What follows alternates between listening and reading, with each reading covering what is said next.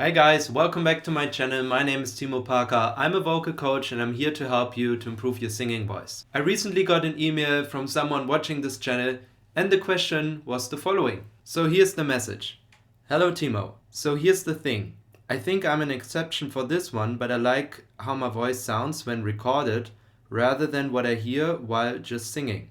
Do you know what's the nature behind me almost not hearing vibrato, for example, when I sing by myself? But when I record it and then listen to it, it seems more defined and open. I also like this feature of AirPods when you can sing into your phone and the sound will come out of them. It feels like my voice sounds 1,000 times better when I do that. So what's more real? What I hear when just singing or a recording? I think this is a great question and that's why I wanted to address this with this video and share it with everybody. So how come that we perceive our singing differently when we are singing versus when we are just listening to it? And also, as the email stated, what is more real, what we hear or what we hear on a recording? So I want to share my thoughts on this, so let's dive right into it. So this is a common thing not only among singers but also amongst instrumentalists. When you are performing a piece of music, when you are playing or singing, you have a different perception when you are just listening to it. I think it happened to all of us that we recorded something and we maybe even felt quite confident about it, and we listened back to the recording, the way we were singing and playing, we were like, oh, okay, that's not how I thought it would be or how I imagined it would sound like. And obviously there is a different perception going on when we are playing versus when we are just listening. And I think one big part of this is actually that we are in a different mood and in a different mindset when we are recording. Because unless you have done this already many times, recording yourself can be intimidating and it gives you a different feeling. I know for myself that when I know I'm about to record, most of the times I feel a greater concentration, greater focus, potentially maybe even greater tension. So you might feel on the spot and exposed or whatever you feel in that moment, but it puts you in a different mood than when you're just singing for yourself. And I think this change of mood and feeling is already a big reason why things maybe go south when you're recording, but when you play by yourself, it's so different. The good thing is that recording yourself is a skill like any other. So when you're doing it more often, you will get used to it and it becomes easier over time. Also, I noticed when I am just listening to a recording that I have done, the perception changes so much because also when you are listening, I feel like I can detach myself more from the actual recording. I can pretend I'm just listening to it and just see how I feel, how it sounds. Whereas when I'm recording, I'm obviously creating the sounds and I'm making music and my awareness is just in the performance. So obviously the focus, the mindset and also the way you feel changes when you're just listening. You're not active anymore, you're more passive and you can just listen to what actually happened. Because sometimes the way we felt during the performance can differ actually a lot to how it sounds. It's just a different situation when you are playing music and recording it and you're maybe aware of it versus you can just relax and listen back to it. So not only how we are feeling in the moment when we are recording versus when we are listening is important, but also in what space we are in.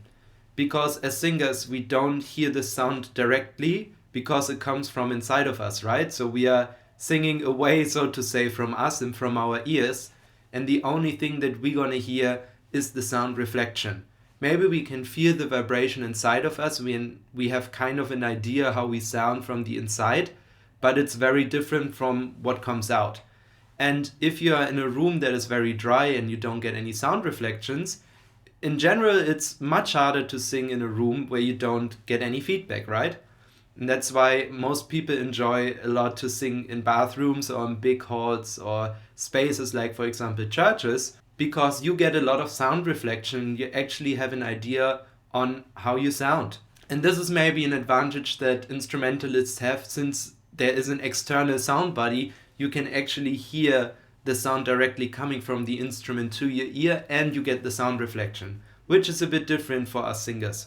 I remember, for example, when I was studying music and we had the small practicing rooms that were very dry, so you would not disturb the rooms next to you. You would still hear what the person next to you would practice, but still you would be in this room and the sound would be just swallowed by the soft material inside of it. And I really found it hard to practice singing in there because you have absolutely no idea how it sounds, it's just different. So I think the space you're singing in is really important. When we are recording ourselves with a close-up microphone, we can actually create a room sound in our DAW. And this is a huge advantage because we can create an actual sound room. And if you put headphones on, you can hear yourself and hear room sound, which might explain why it makes it easier for some people to sing with headphones on recordings, or maybe through an amplifier where you can hear yourself more directly. But this is also different for every person.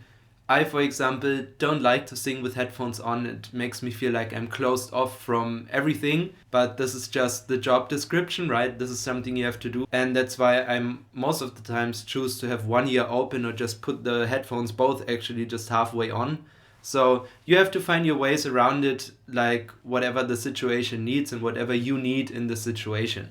And that's, by the way, also an important point when you're playing live, because I can remember a lot of times on gigs where I couldn't hear myself because either the monitor box was not loud enough or the band got louder or whatever the reason was, but I was not able to hear myself, and this puts you in a very difficult spot. And that's why it is so important to also rely on how it feels when you sing and not only on the response you get from the room. So this is something that I will actually come back to when I address the next question. So now in the email, the question was, what is more real? Is it the sound that I hear inside of me, or is it the one that I hear on the recording? And I would say both are real, but I think there's a better question to ask. Which one is more important? So if we assume that we have the vocal range we need to perform the song or the music we want to play, and we also sing it in a way technically that we are not harming ourselves, I think that the sound that we are recording, that we hear from a recording, is more important, because this is what 99.9% will hear. It's only you that can hear yourself from the inside. So it's real, but it's not necessarily more important, because even if you sit back and listen to yourself, you will perceive it differently like any other person. And that's why I think it is more important to focus on the sound of the recording, because as I have mentioned in the beginning of the video, sometimes our perception can differ a lot from what we felt when we were performing versus what it actually was when we listen back to a recording. But there's one point that is often overlooked, which is, in my opinion, very important. It is a decision that you will have to make for yourself, and that is, are you willing to sacrifice your own well-being for the sound? Because it can happen that sometimes we maybe write a song, or we want to perform a cover, record it, whatever, and our current abilities are maybe not enough to perform this piece of music. And especially with singing, there might be some crutches that you can use in the situation to fix it, but it's not a long-term solution. For example, if you don't have enough vocal range, but you use air pressure to increase the pitch, then it might help you in this moment, but it will not change the fact that you don't have enough range for the song, and it's not going to be a long-term solution. If you want to know why you should not use air pressure, you can head over to this video where I talked about it already. In general, I talk about it a lot on this channel, but air pressure is not the way to increase range. So whenever we are tensing up and we are changing certain things in our bodies that feel not great, and maybe we even harm ourselves by constricting our throat, doing certain things that we think help us in the moment to achieve the desired sound, then we're making a compromise, because we can potentially hurt ourselves. It doesn't feel great, but we might get the sound that we need for the song. And that's why it is so important as a singer to know where your limits are. Because then it might be wiser to just transpose the song a little lower, or choose a different cover and just work towards the goal to sing the song in the right range. Focus on acquiring the skill before you start recording it. It's a very obvious thing, but unfortunately I see a lot of people doing this mistake, that they want to have an instant result and trying to compromise things inside of their throat, like constricting stuff and getting it out with force. And this is really not a solution. You won't grow your instrument this way. So what you are hearing on a recording might be more important sound-wise than what you hear from the inside.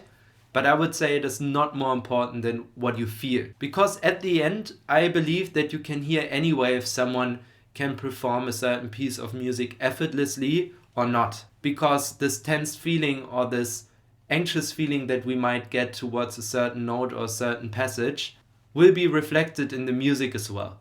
Alright, that's it for today. If you enjoyed this video, make sure to like this video, subscribe to my channel. It really supports me to make these videos. Also, if you have any questions that you would like to ask me, leave them in the comment section below or hit me up via mail. And also, if you're interested in working with me, I just recently uploaded my website.